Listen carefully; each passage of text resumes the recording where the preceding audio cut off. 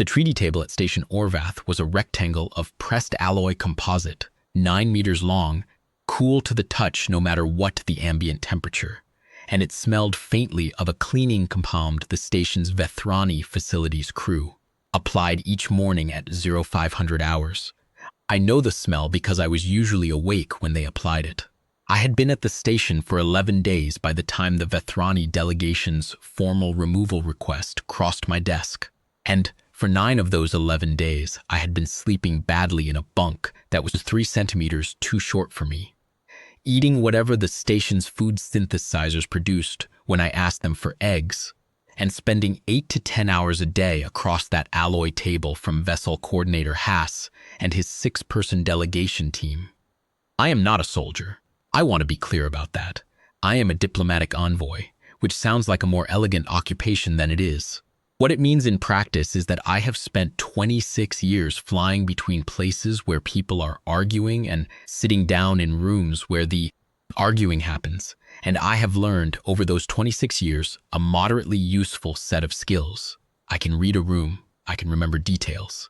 I can hold a position through 6 hours of counter-argument without letting anything cross my face that I did not intend to put there.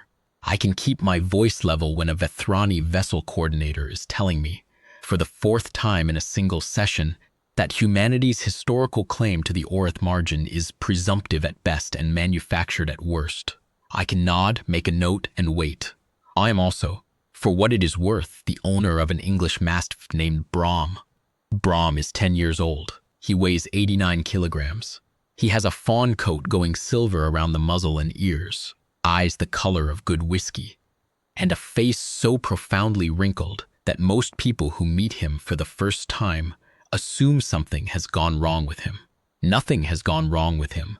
He is simply a Mastiff, which means he was built by 10,000 years of selective breeding to be exactly what he is: large, quiet, observant, and possessed of a stillness so complete that he can occupy a room for hours without anyone registering his presence, until they need to. His head, when he rests it on his paws, has the approximate dimensions and weight of a moderately serious piece of field equipment. His chest, when he breathes slowly in deep sleep, produces a sound that can be felt through the floor of whatever room he is sleeping in, if you are paying attention. He does not require you to pay attention. That has never been the point of what he does. I brought him to Orvath because I always bring him. He has been with me, or some version of this life, for 8 of his 10 years. He has been to 14 stations, 6 planetary surfaces, and 1 orbital transfer hub during a mechanical delay that lasted 4 days and produced, in both of us, a mutual understanding that the best response to unavoidable waiting is sleep. He does not bother people who do not bother him. He eats twice a day, sleeps approximately 18 hours out of 24, and requires a walk of modest length every morning and evening, which I provide. He has attended trade framework negotiations, 2 territorial boundary mediations, a joint resource dispute that lasted 7 weeks and nearly ended 3 times before it didn't, and 1 rather unpleasant session on a Cathavri auxiliary station where the air recyclers were underpowered, and the sessions ran 12 hours a day for 11 straight days. He slept through all of them in the way that Mastiffs sleep through things that do not require their attention, which is most things. He is, by any civilian standard, a low-maintenance companion. He is, by standards I have had occasion to think about somewhat more carefully over the course of my career. A good deal more than that. The Vethrani did not know what to make of him. I should give you some background on the Vethrani, because you need it to understand why the removal request landed the way it did. The Vethrani are a species I have dealt with, in one form or another, for 9 years. They are bilateral, roughly humanoid in the sense that they stand upright and have 2 arms and 1 head, but the similarities end around there. They run 3 degrees warmer than a human, which you notice when one of them stands near you in a confined corridor. Their skin is a deep umber gray, matte, with a faint bioluminescent undertone in the brow ridge that brightens when they are agitated or thinking hard, and dims when they are performing the Vethrani version of social neutrality, which takes considerable practice, and is one of the reasons their diplomatic corps is regarded across most of the known stations as exceptionally skilled. You do not accidentally read a Vethrani brow ridge. You read it because they have allowed you to, and only then. Their eyes are amber with vertical pupils, and they have a habit when they are thinking of going very still. Not Brahm's kind of still, which is the stillness of a large thing that has no reason to move, but the stillness is of something running a great deal of computation just behind the surface. When a Vethrani goes still in that way, in a session, it means something is being weighed, not reconsidered. The Vethrani do not, as a general rule, reconsider positions in the room where the position was stated.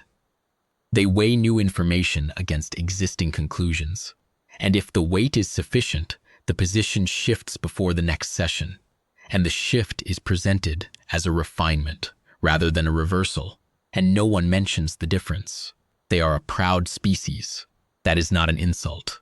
Pride in the Vethrani framework is an organizing principle. Their social hierarchy is built on demonstrated capability, and they communicate status through a complex interplay of posture, brow ridge luminosity, and what I can only describe as the very specific way they choose to ignore things. If a Vethrani ignores something ostentatiously, with a particular set of the shoulders, a particular absence of acknowledgement, they are not simply failing to notice it. They are making a statement about its value. It is a cultural technology, and a sophisticated one. I have watched Vethrani delegations collectively ignore an administrative aide who had made a procedural error. Not with hostility, not with dismissal, but with a precise and coordinated absence of social recognition that communicated, across 6 people in 2 hours of session, exactly what a formal rebuke would have communicated at 1/10 of the social cost. It is, as I said, sophisticated. They had been ignoring Brahm since the first day. I had submitted the standard companion animal declaration in advance, as required by station protocol. The form asked for species, mass, behavioral classification, and handler certification. I filled it in. English Mastiff, 89 kilograms, category B companion animal, handler certified. I received an automated acknowledgement and did not think about it again. Brahm traveled with me in the diplomatic transit corridor, cleared the station's bioscreening in approximately 4 minutes. He is very patient with bioscan equipment, having encountered a great deal of it, and sits with the resigned availability of someone who has done this before and knows it ends, and settled himself under the treaty table on the first morning of talks as though he had always been there. The Vethrani delegation arrived 10 minutes after us. Vessel coordinator Haas led them in, which is how it always worked. Haas first, then his 2 senior attachés, Keln and Vor, then the 3 junior staff who occupied the far end of the table and took notes in the Vethrani fashion, which involves a small handheld stylus pressed to a smooth recording tablet at careful intervals. They arranged themselves across the table, as they had been drilled to with the particular orderliness that Vethrani delegations bring to seating arrangements, which communicates hierarchy in the placement of bodies as much as in the designation of titles. Haas was across from me, as he was meant to be. Keln and Vor were across from Marin and the junior session coordinator, Pell, who was 23 and exceptionally good at not reacting to things. The 3 note-takers were across from our 3 note-takers, symmetrically arranged, as though the table had been calibrated for exactly this purpose, which in fact it had been. Haas looked at me. He looked at my aide, Marin, who was arranging our session documents to my left. He looked at the table, the chairs, the holo projection unit in the center, the view through the observation glass to the station's exterior ring, and the small stack of session parameter sheets that had been placed in the standard position in front of each seat. He did not look at Brahm. This was, I understood, not an accident. The Vethrani concept of formal status does not accommodate animals at negotiating tables. It is not that they consider animals unimportant in an abstract sense. There are Vethrani domesticated species, creatures they keep in their homes and stations, though these tend toward the small and the quiet, and the relationship is different in texture from what humans mean by the word companion. It is that the presence of an animal at a diplomatic session communicates, in Vethrani protocol, something specific, that the party who brought the animal does not take the session seriously enough to have prepared properly. It signals disorder. It signals that the person across the table has not considered what the room requires and what they are bringing into it. It is a soft insult, coded in what is carried into the space, and the Vethrani response to it is the specific performance of not seeing, not loud, not confrontational, simply a collective and precise withholding of recognition. I knew this going in. I had read the cultural briefings. I had considered leaving Brahm with the station's kennel staff and had decided against it, partly because Brahm does not do well in unfamiliar kennels overnight, and partly because I find, after 26 years of diplomatic work, that I do better with him near me than without him. He has a quality in a room that I cannot fully explain and have mostly stopped trying to. He makes a room feel like there is no reason to panic. This sounds like a small thing. It is not a small thing. So he was under the table, and the Vethrani, collectively and individually, performed the specific Vethrani operation of not seeing him. Brahm, for his part, went to sleep before the first session completed its opening formalities. The talks themselves are not particularly relevant to what happened. They concerned the Orvath margin, a stretch of interstitial space the Vethrani had been administering under a provisional charter for 30 years, and that humanity was now requesting formal shared governance of, on the grounds that 4 of the 7 transit corridors through the margin originated in human-settled space, and the administrative fees associated with those corridors had increased by a factor of 3 in the preceding decade. The Vethrani position was that their administration had maintained the margin's infrastructure during the years humanity had not invested in it, and that the current fee structure reflected that maintenance cost appropriately. The human position was that tripling fees on transit corridors that humanity had built was not maintenance recovery.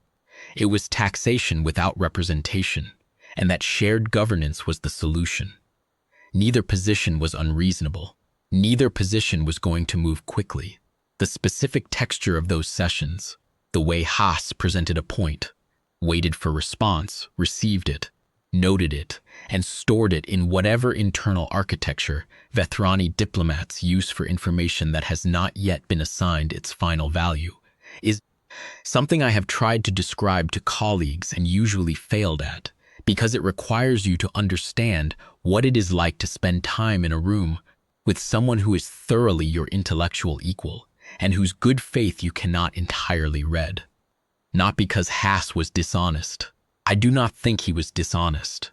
But Vethrani good faith operates within a framework of Vethrani interest, as all good faith does, and the art of the thing was in trying to identify where the framework would flex and where it would hold. I spent a great deal of time thinking about this during the first 4 days of talks. I also, during those first 4 days, spent some time thinking about Brahm, which is not unusual. I think about Brahm in sessions the way some people think about the exit signs in a room they find difficult, which is to say it is a background comfort, a fixed point. He is under the table. He is warm. He is breathing. The session will eventually end. I got him because my wife, Dara, insisted I needed something other than work to come home to. That was 8 years ago. She was right, in the way she was right about most things she felt strongly enough to act on, which was characteristic of her. She picked the breed because she had grown up with working dogs on her family's farm. Not mastiffs specifically, but large, calm, working breeds, the kind of dog that has a job and knows it, and she thought a mastiff would suit me. Steady, she said. Not excitable. Not needy. A dog that knows how to wait. He was 2 years old when we collected him from the litter keeper, already past the particular chaos of early puppyhood, and into the long, deliberate process of becoming himself. He sat in the back of the shuttle we hired to drive us home and rested his chin on the edge of the seat and watched the city pass with the mild, Attention he has always brought to new things, and Dara said quietly that he looked like a small emperor considering his provinces. He did. He does. She has been gone for 4 years. A cardiac event, sudden, which is the kind of thing that happens and leaves you standing in a room that has not changed at all and will not change to accommodate the fact that everything in it is different. Brahm was there when I came home that night. He is usually where I left him when I come home, which has always been in the kitchen or the corridor or sometimes the study, depending on which path the afternoon's light took through the flat. He was in the corridor. He looked at me, and then he moved to my side and sat down, and stayed there for the rest of the evening, the way mastiffs will when they have registered something that the room has not yet resolved. He has been with me at every session since. I do not know if he is aware, in the way that a person is aware, of how he became indispensable. I suspect he is not. He is a dog. He is very good at being a dog, which is a more complete occupation than most people give it credit for. What I mean is, there is a reason mastiffs have been doing this for a very long time. You do not breed something across 10,000 years for a quality it does not reliably possess. The quality is not fierceness, though they are that when required. The quality is not size, though they have that too. The quality is something harder to name, a fundamental settledness, a comfort with their own weight in a room, a patience with the world that does not require the world to justify itself. They are not surprised by things. They observe, they assess, and they return a verdict that is almost always the same verdict, which is, I have looked at this. It does not require my full attention. I will be here when it does. This is not a small thing to have beside you in a room where the light is bad and the other party is very skilled, and the stakes are the kind that keep you awake at 0500 when the cleaning crew applies the compound to the treaty table. What was less usual was the Vethrani Delegation's behavior in the margins of the sessions, in the corridor outside the treaty room, in the brief breaks between formal blocks, in the way they clustered near the water station and spoke to each other in low tones when they thought I was looking at my documents. I have some facility with Vethrani, not enough to pass for a native speaker, but enough to follow spoken conversation at a moderate pace if the speaker is within 6 or 8 meters and not making an effort to be private. I did not make a production of this facility. It is not useful if the other party knows you have it. I listened when the opportunity presented itself, and I did not react to what I heard. On the second day, I heard Junior Attaché Sev, the youngest of the 3 note-takers, who had a habit of speaking more freely than she should have, which is a thing that happens to young diplomats before they learn the shape of a room, refer to Brahm as the sedation candidate. This was, in context, a specific Vethrani phrase used to describe an animal that appears unwell or chemically managed, one that exhibits behavioral lethargy, inconsistent with its species profile, or that has been given something to suppress its responses for transit, or for the management of a handler who finds an active animal inconvenient. It is not, in Vethrani, a neutral observation. It carries a particular tonal coloring that in human terms would translate roughly as both pity and contempt in equal measure, the way you might speak of a large machine that has been improperly maintained. Sev said it quietly, but not quietly enough, and Keln, who was senior to her and knew I had some Vethrani, or suspected it, put a hand on her arm and said something I didn't catch, and Sev went quiet. I made a small note on my session document that had nothing to do with the talks and moved on. On the third day, Vessel Coordinator Haas himself addressed the matter, obliquely, the way Vethrani address most things they want on the record, without having raised them directly. He was reviewing the session parameters for the afternoon block, ticking through the standard housekeeping items before the recording began. Room temperature confirmation, audio log status, the session identification number that would be attached to all formal statements made in the subsequent block. And at the end of the list he added, in the tone of a man noting a minor administrative detail that had come to his attention, and that he felt it appropriate to flag in the interest of completeness that the station's diplomatic facilities team had raised a concern about non-participant biological presence in the treaty room, and that he would appreciate confirmation that the concern had been formally logged through the appropriate channel. I looked at him across the table. "It's been logged," I said. "The declaration was submitted 11 days ago." "Of course," Haas said. He made a small note on his session parameter sheet. His brow ridge was very still. The flat, professional luminosity of a Vethrani who has said what he needed to say and considers the matter addressed. "I only mention it for completeness." "Appreciated," I said. Brahm snored once deeply from under the table. It was the specific kind of snore that mastiffs produce when they shift position in deep sleep, a long, resonant exhalation that travels through the floor and the composite legs of the treaty table and arrives at the surface of the table itself as a very faint vibration. There was a brief pause in the room. Junior Attaché Sev's stylus stopped moving on her recording tablet. One of the other note-takers looked up from their work and then looked back down with the trained discipline of someone who has been told not to react to things. Keln was looking at the table surface. Haas continued writing his note with the deliberate, uninterrupted precision of a man who had not heard what everyone in the room had just heard. "For completeness," I said. "He's a companion animal, not a biological hazard. He's been in rooms like this one for 8 years. Haas did not respond. He completed his note, set his stylus down in the precise position Vethrani session leaders set their styluses when they are moving from housekeeping to formal agenda, and began the afternoon block. That night, after the session, I walked Brahm in the station's exterior corridor on level 2, which was the closest thing Orvath had to an open space.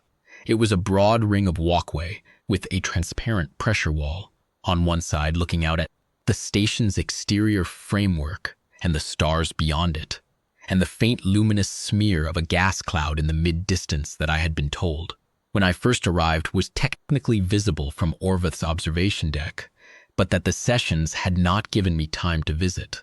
Brahm walked at my left knee, which is where he always walks, and I watched the gas cloud and tried to think about the talks and found I was mostly thinking about the specific quality of Haas's stillness when Brahm had snored. Haas was a skilled diplomat, possibly better than me in some ways. He had a precision I respected and a patience that was genuinely impressive, and he had the particular Vethrani quality of never seeming to be doing anything other than exactly what the moment required. But he was also, in the particular way of very capable people who are certain about what things mean, not especially good at looking at something and revising his understanding of it. When a thing had been categorized, for Haas, it remained in its category. The Mastiff under the table was a statement about the seriousness of the human delegation, and the statement had been noted, and it sat in his assessment of the situation in the place where such statements live, and that was where it would stay. He had not looked at Brahm. I found myself wondering, not for the first time, what he would make of it if he had. I didn't say anything to Brahm about it. He doesn't require my commentary. We walked the ring corridor twice. He produced evidence of having consumed his breakfast appropriately, and we returned to our quarters, where he arranged himself on the floor beside my bunk with the systematic deliberateness he applies to all comfort-seeking operations. The specific sequence of circling, lowering, adjusting, sighing, and then the final total commitment of muscle and mass to the floor, and was asleep before I had finished reading the evening's amended session notes. The removal request arrived the following morning. It came through the station's formal administrative channel, which meant it carried official weight. Not a conversational note, not a side comment in the margins of a session parameter sheet, but an actual document bearing the Vethrani Delegation's session seal and the formal designation of a diplomatic instrument, which means it was logged in both our session record and theirs, and would be referenced in any subsequent dispute about what had been communicated between the parties during the Orvath session. It was, in other words, not a complaint. It was a move. I read it twice, which took approximately 40 seconds. It was 3 paragraphs long. The first paragraph identified the subject, a Category B companion animal, 89 kilograms English Mastiff, designated as handler companion to human diplomatic envoy Calder Ven. The second paragraph expressed the delegation's formal concern, citing 3 items: the animal's size relative to the treaty room's working dimensions, which were described as being adversely affected by the physical displacement of floor space, the acoustic disruption caused by the animal's respiratory sounds during session, documented in the official audio log by timestamp, and a note attributed to vessel coordinator Haas that the animal's behavioral presentation, meaning its consistent somnolence, suggested it might require veterinary assessment, and that its unexamined status in the formal session space raised questions about the host delegation's commitment to the procedural integrity of the talks. The third paragraph requested relocation of the animal to the station's registered kennel facility for the duration of the remaining talks, citing the station's standard protocol for non-participant biological subjects in formal diplomatic spaces, which did allow for such relocation requests under certain conditions that they had, I will grant them, read carefully enough to cite correctly. I read it a third time. Then I set it on the corner of my desk and went to get Marin. Marin has better instincts than I do about when something needs a formal response and when it needs to be quietly absorbed and let pass. She is 31 years old, taller than me, from a part of Earth that I have never visited and intend to before I die, and she has a talent for reading paperwork with exactly the clinical distance it requires, not reacting to the tone of it, not being moved by the formal weight of a seal or the procedural confidence of a well-cited citation, but reading it as a document and assessing what it is actually doing. She read it once. "They're not wrong about the snoring," she said. "No," I agreed. "Are you going to comply?" "Probably not." She set the document down on the corner of my desk, next to where I had set it. "What's the play?" "Wait," I said. "The play is wait." This, as I said, is the thing I am moderately good at. I did not respond to the removal request that morning. I attended the session, took my seat, opened my documents, and Brahm took his place under the table, curled around himself in the way large dogs manage when they have decided a space is acceptable, which for Brahm means the circle of his body fits loosely under the 9-meter table, with approximately half a meter of clearance on each side, and he rests his head on the outside of his own foreleg with the comfortable authority of a dog who has done this before and sees no reason it should not work here. The Vethrani Delegation arrived and arranged themselves. Haas looked at me. His brow ridge did not change. The session began. I want to describe the treaty room as it was then, because the room matters. It was a standard Orvath diplomatic facility, built to accommodate mixed species sessions, which meant the ceilings were higher than human standard, and the lighting was tunable across a broader spectrum than a single species' room would require. The floor was a composite material, dark gray, with a slight texture that reduced sound reflection. The observation windows were on the far wall, overlooking the station's diplomatic garden, a pressurized arboretum space with actual growing things. In it, trees that were not quite any Earth species, and not quite any other species but some station garden hybrid of both, with bark textures that were wrong in small ways, and leaf arrangements that were almost familiar but not, and grasses, and a small path of pressed aggregate that wound between them in the gentle arc of something designed to look natural, and succeeded, mostly, if you did not stand next to an actual piece of nature for comparison. The garden was the station's attempt at what the design documents, apparently, called a neutral atmospheric zone for interdelegation informal exchange, which in practice meant it was the place delegations walked during breaks when they did not want not to appear to be talking to each other, but still needed to be somewhere other than the treaty room, and did not want to retreat to their quarters, which would signal a lack of engagement. I had taken Brahm into the garden on the first morning, before anyone else arrived, for his walk. He had been methodical about it, sniffed the path, The base of the nearest tree, a particular cluster of low grass near the garden's eastern wall. A section of aggregate path that had, for reasons he found meaningful, and I could not identify, something worth extended investigation. Then he sat down beside me while I looked at the stars through the garden's transparent ceiling, and we had stayed like that for about 10 minutes in the quiet, with the distant sound of the station working around us and the gas cloud visible at the edge of the ceiling panel until Marin came to tell me the Vethrani Delegation had arrived at the station. On the morning of the 4th day of the removal request, the morning of the 7th session, if you are counting from the beginning of the talks, the incident occurred in the garden. It was a break between the morning and afternoon blocks, which ran 40 minutes. The standard delegation behavior during this break was for both teams to spend the first 20 minutes reviewing morning notes in their respective prep rooms, and the latter 20 minutes in some combination of corridor walking, water station use, and, if the talks were going particularly well or particularly badly, which often produced the same behavior in people, standing in the garden and looking at something other than the treaty table. The garden was mostly empty except for 2 people. Junior Attaché Sev was standing near the eastern wall, alone, which I noticed because Sev was not typically alone. The note-takers usually moved as a unit. She was looking at the stars through the ceiling with the expression of someone who had needed, specifically, to be outside a room for a few minutes and had come here without particularly planning to. She had her stylus clipped to her jacket. Her tablet was under her arm. She was not taking notes. I was walking Brahm along the aggregate path. We had completed the outer circuit and were working through the central loop, which went between the 2 largest trees, where the path was narrow enough that Brahm's shoulder brushed the low-hanging branches on the left side, and he walked through this without adjusting his pace or direction, because he has been navigating the world at his size for 10 years and has worked out that most obstacles will accommodate him if he gives them the opportunity. We came around the far bend of the path, and I saw Drevin.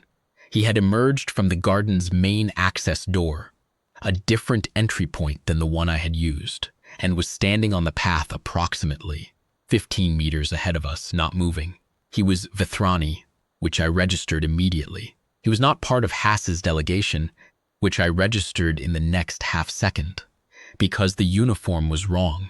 A different shade in the shoulder paneling, a different designation badge, a registry identification clip on the left chest that I recognized from a briefing document I had read approximately 3 years ago regarding the Vethrani Apex Registry's expansion of assessment protocols to all Galactic Council-affiliated stations.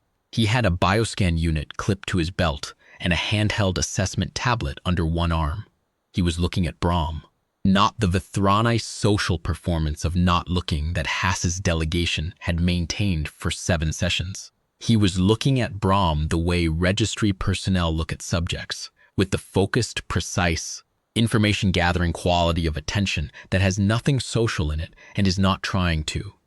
It is the same quality of attention I have always thought that a very good diagnostician brings to the first examination. Everything else in the room is peripheral. I stopped walking. Brahm stopped beside me, automatically, the smooth deceleration of a dog who has matched his pace to mine for 8 years and does not need to think about it. Diplomatic envoy Ven, Drevin said. He did not say it as a greeting. He said it as a category confirmation, verifying that the human standing on the aggregate path with a mastiff was the human the documentation described. Yes, I said. Registry has been notified of a non-classified biological subject in the formal session space. I've been authorized to conduct a preliminary assessment for tier determination. I looked at him. I looked at the scanner on his belt, which he had not yet unclipped. Non-classified, I said. The declaration filed with the station lists the subject as Category B companion animal. Category B is a handler certification designation, Drevin said. It's not a registry tier. The registry has its own classification protocol, which is separate from the station's companion animal declaration system. He said this without apology and without particular inflection, the practiced explanation of someone who has given it before and expects the distinction to require some patience. I see, I said. And the authorization for this assessment, did it come through the station's diplomatic coordination office? A pause. Shorter than the pause would have been if the answer were straightforwardly yes. The assessment request was filed through the Vethrani Delegation Session Liaison with the Registry's station affiliate. That's not the same as a diplomatic coordination office authorization, I said. The protocols allow for. I know what the protocols allow for, I said. I'm asking whether you have the specific authorization required for conducting a registry assessment of a diplomatic envoy's registered companion animal in a formal session facility. That authorization requires the coordination office's signature, not the delegation's session liaison. Drevin looked at me.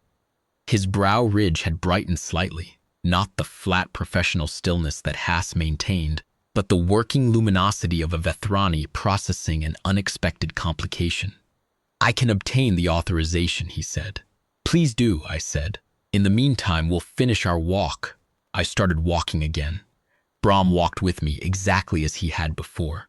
I heard Drevin behind me, not following, standing where he was, and the sound of him contacting someone through his communication equipment, a very quiet exchange that I was too far from to make out. We completed the path to the eastern cluster of trees, circled it, and began the return circuit. By the time we came around to the far side of the central loop, Marin was in the garden's main doorway with her tablet. She fell into step beside me, which is something she only does when the information she is carrying is not for general ears. Diplomatic Coordination Office authorization, she said quietly. Just came through. That was fast. Someone was standing by to issue it. She held out the tablet so I could see the document without taking it. I read enough of it to confirm the authorization was genuine and complete. Then I looked up. Drevin was still on the path where I had left him, the scanner now unclipped from his belt and held in his right hand, his tablet open in his left. He had received the authorization confirmation through his own equipment. I could see the brief operation of his tablet as we approached.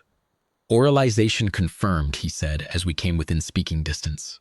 Fine, I said. Go ahead. Drevin raised the scanner. Brom was sitting beside me. This is what he does when I stop and turn. He sits automatically, with the particular patience of a dog who has learned that stopping and turning usually precedes something that will require him to wait, and that waiting is best done from a comfortable position. His ears were forward, oriented toward Drevin, in the mild attentiveness of a large animal taking in new information with moderate interest. Not alert. Alert is a different thing in a dog, a different posture, a different quality of muscle.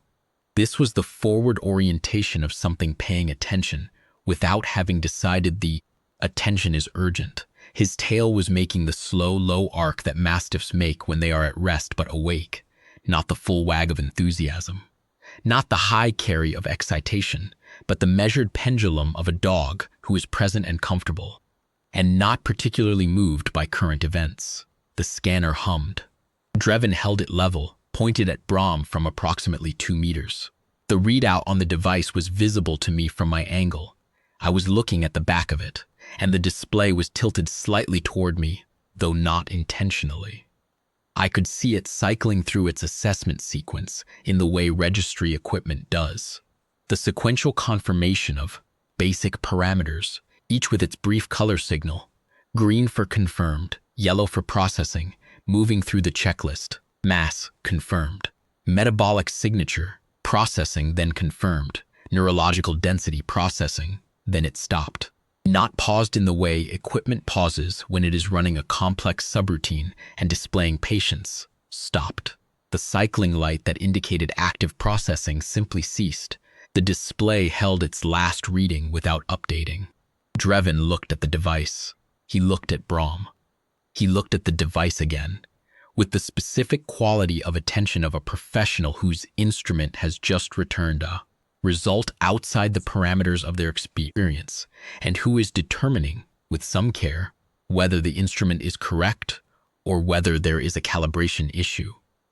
He made 2 adjustments to the scanner's settings, which I watched without comment.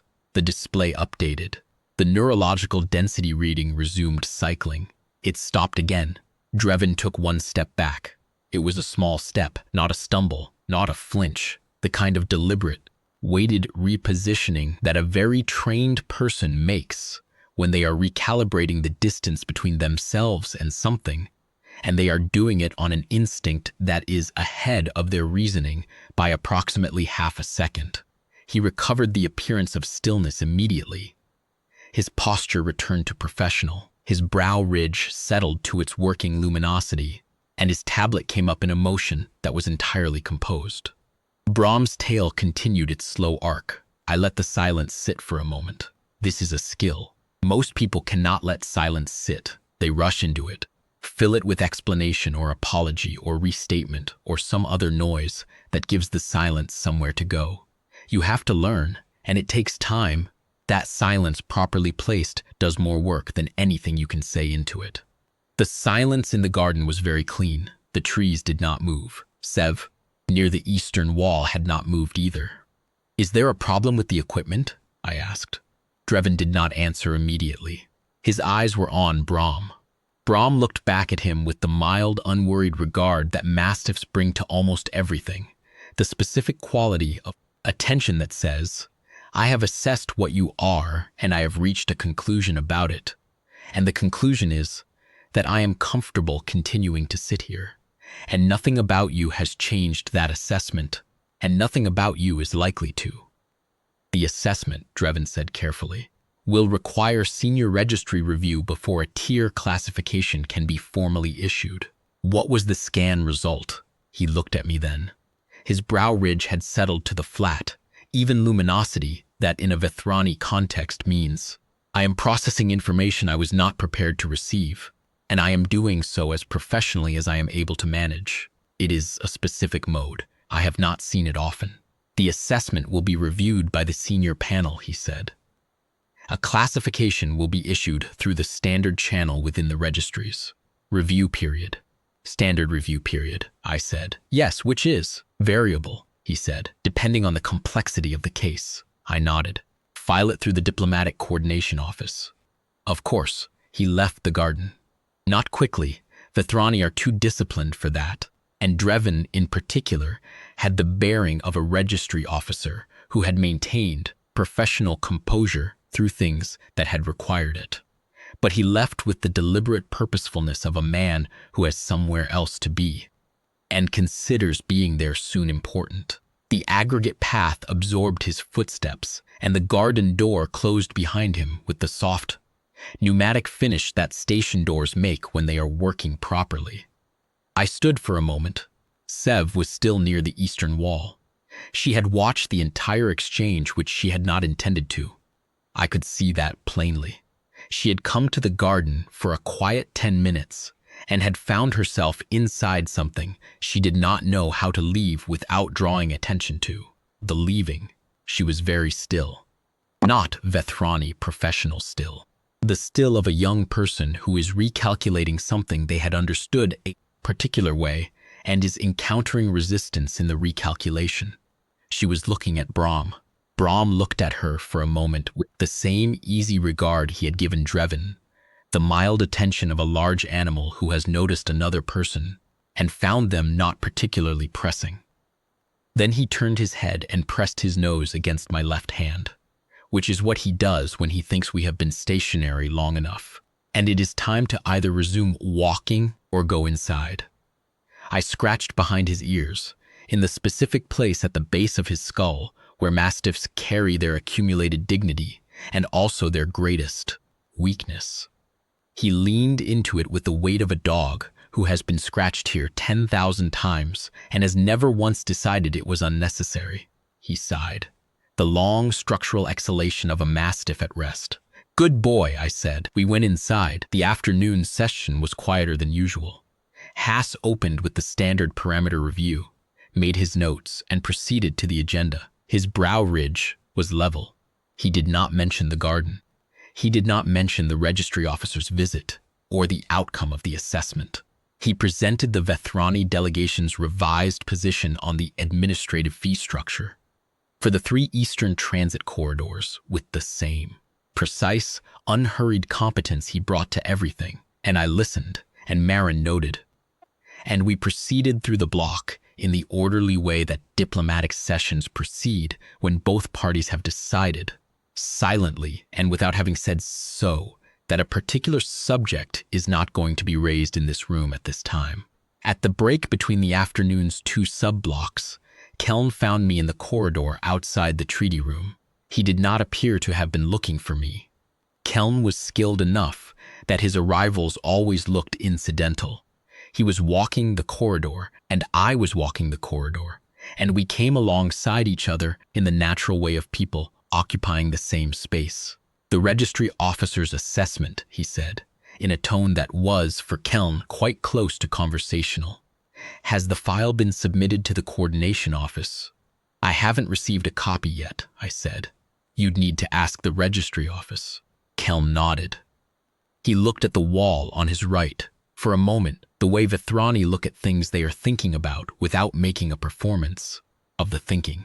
Assessments that require senior review, he said, can take some time to resolve. They often do. Particularly, he said carefully, when the classification panel encounters a result that sits outside the standard parameters. He paused for the length of one breath. In my experience, in mine as well, I agreed. He looked at the floor, then at the corridor ahead. There was a quality to his walking now, deliberate, the pace of a Vethrani who is choosing the length of a conversation and has decided it should be a little longer than it needs to be. How long has the Mastiff been registered as a Category B companion animal? Since he was 2, I said. He passed his initial behavioral assessment. The declaration has been updated 3 times since, as required by the carrier protocol, and all 3 updates assessed him as Category B. Yes, Keln absorbed this the way Vethrani absorb information that has not yet been assigned. Its final value, without visible reaction, with the patient internal architecture of someone who is storing the piece until the other pieces arrive. His brow ridge maintained its professional evenness. Then, the behavioral assessment. Who administers it? The Handler Certification Board, I said. Earth-based registry. Different protocol from the Apex Registry entirely. And what does the behavioral assessment measure? I looked at him. He was looking at the corridor ahead, and his brow ridge was doing the working luminosity of a Vethrani who is asking a question they have already partially answered for themselves and are checking their work. Temperament, I said. Socialization. Response to stimulus. Reaction to confined spaces, crowded environments, environmental stressors. I paused. He passed, all 3 times, with no notes. Keln was quiet for 4 steps. 5. Category B, he said quietly, with a particular quality in the phrase that was not skepticism and was not quite respect, and was, I thought, something in between those 2 things that the Vethrani language probably has a specific word for, and that I do not. He's a very calm dog, I said. Keln said. He is. He turned back toward the treaty room without further ceremony, the small, precise nod that served as his version of a close, and returned to his seat.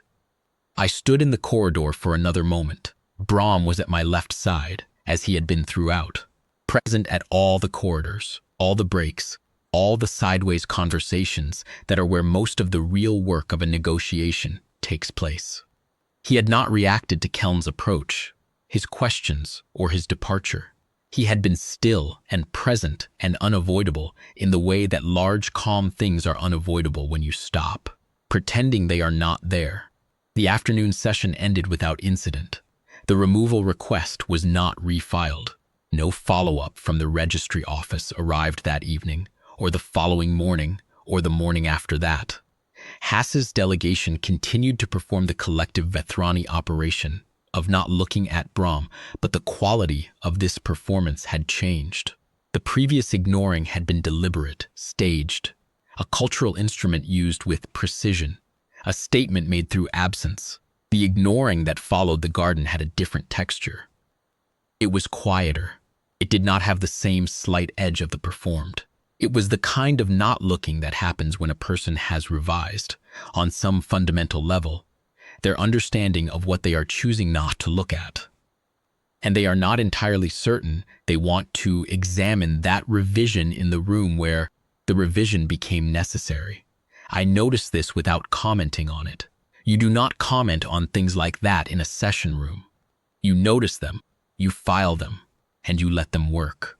I did not mention any of this to Marin until the 9th day when she raised it herself. The registry file, she said, without preamble. We were in the prep room after the evening session, reviewing the notes for the following morning, and she set down her tablet and looked at me in the way she looks when she has been sitting on something for 2 days and has decided it belongs on the table. I checked the status through the diplomatic coordination channel, and it's listed as under review, comparative baseline required. She paused.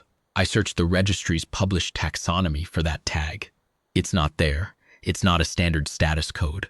I thought about Dreven on the aggregate path, the scanner stopping, the step back. What does that mean in practice? I asked. As far as I can determine, Marin said, it means the assessment produced a result the panel's classification algorithm cannot resolve within its existing category structure. A non-standard result gets escalated to a senior panel.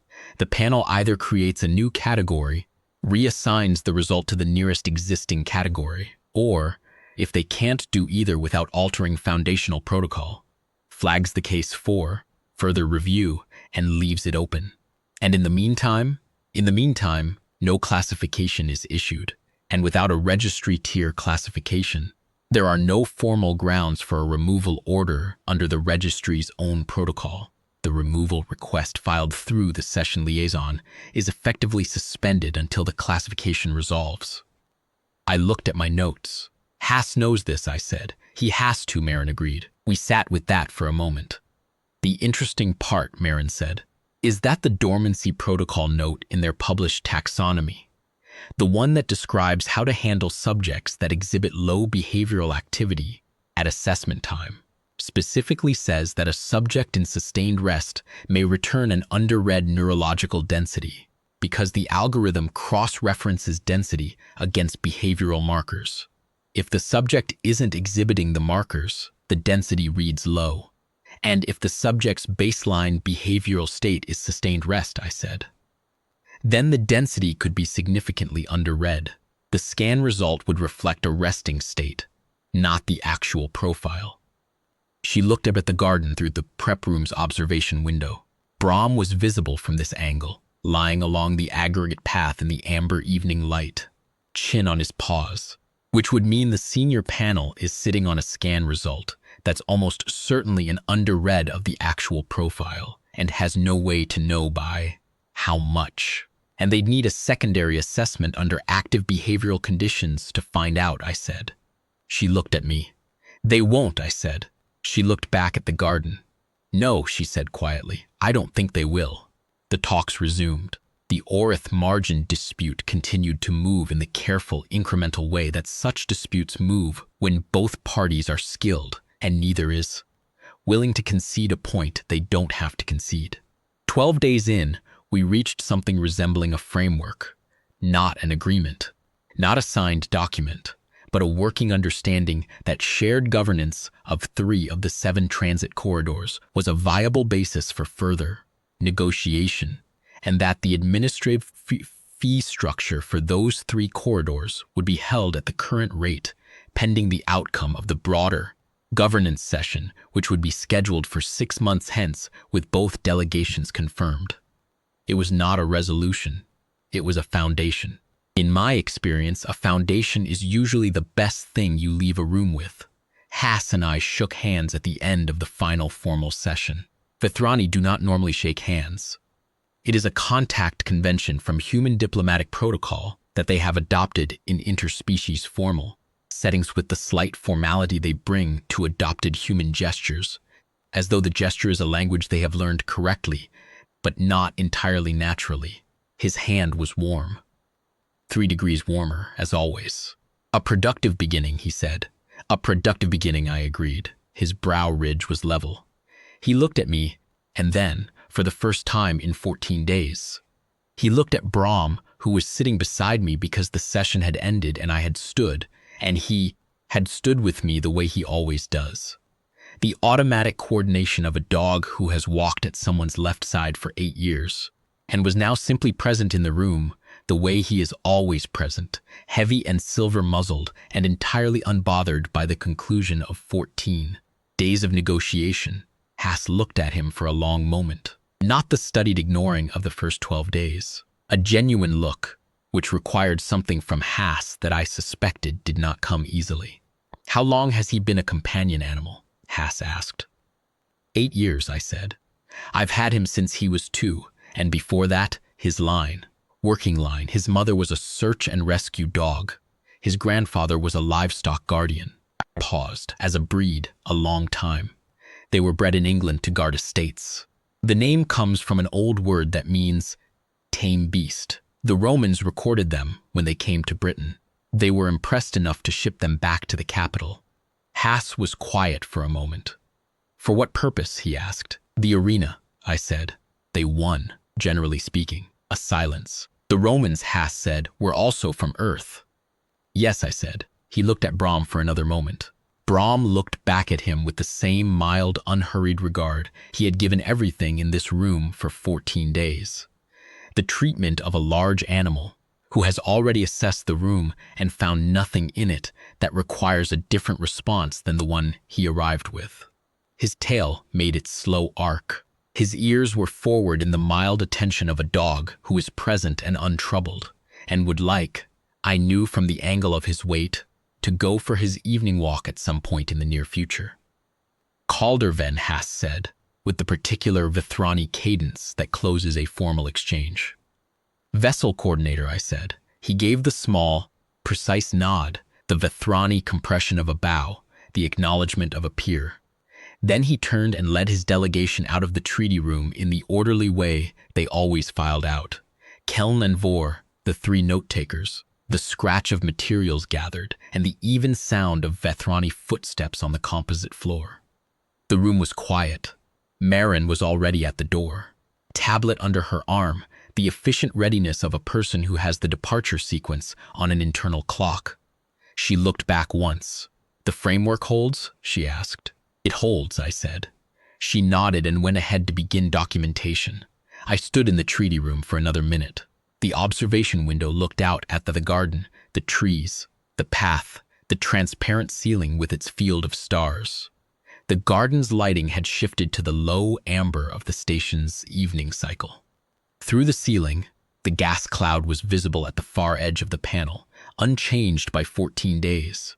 Unchanged by one interrupted bioscan and one small step back on an aggregate path, and one file sitting in a registry archive under a status code that had no published precedent. Brahm's nose found my left hand.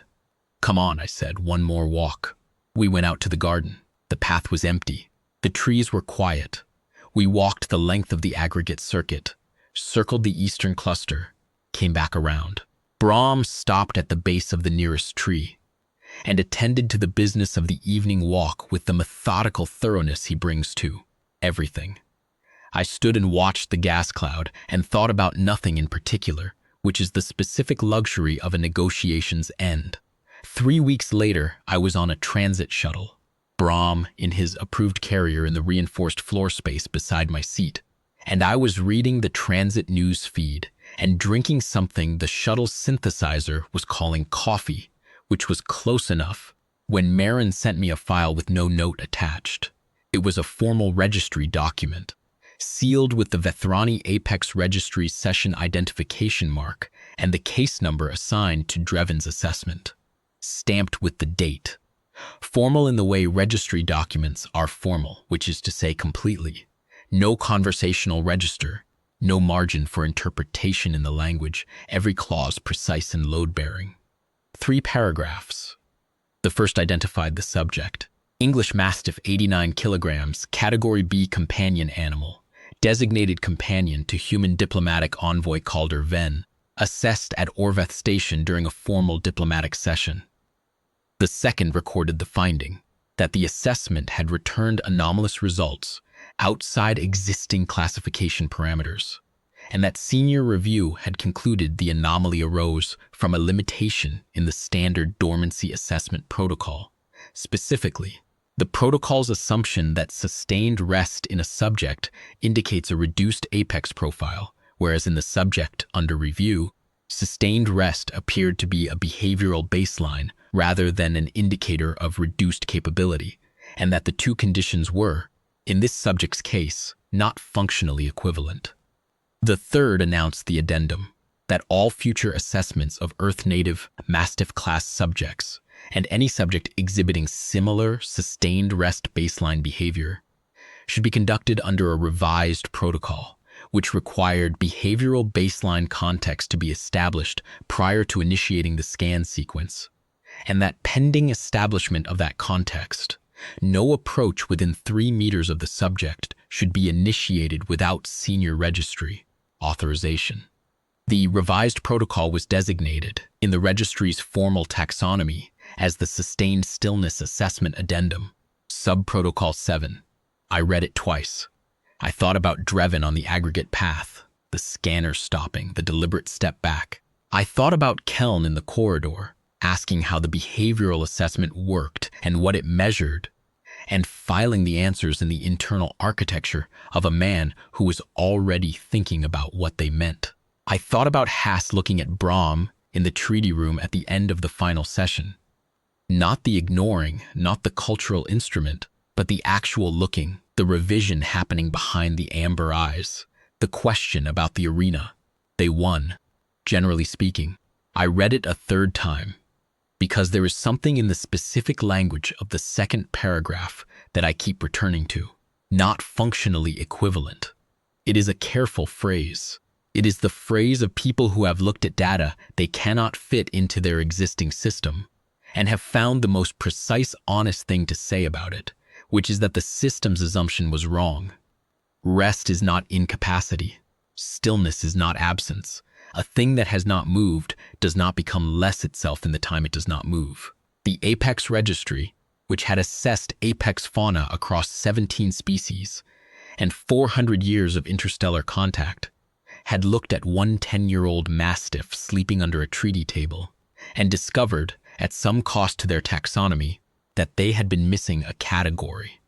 I looked at Brahm's carrier, from which a long, resonant exhalation was emerging, because he was asleep, and had been asleep since we cleared the transit dock, and would almost certainly be asleep until we landed. The carrier's reinforced floor space was rated for his mass. The shuttle's synthesized coffee was acceptable. The stars outside the window did not change. I put the file away. Brahm was not copied on the report. He didn't need to be.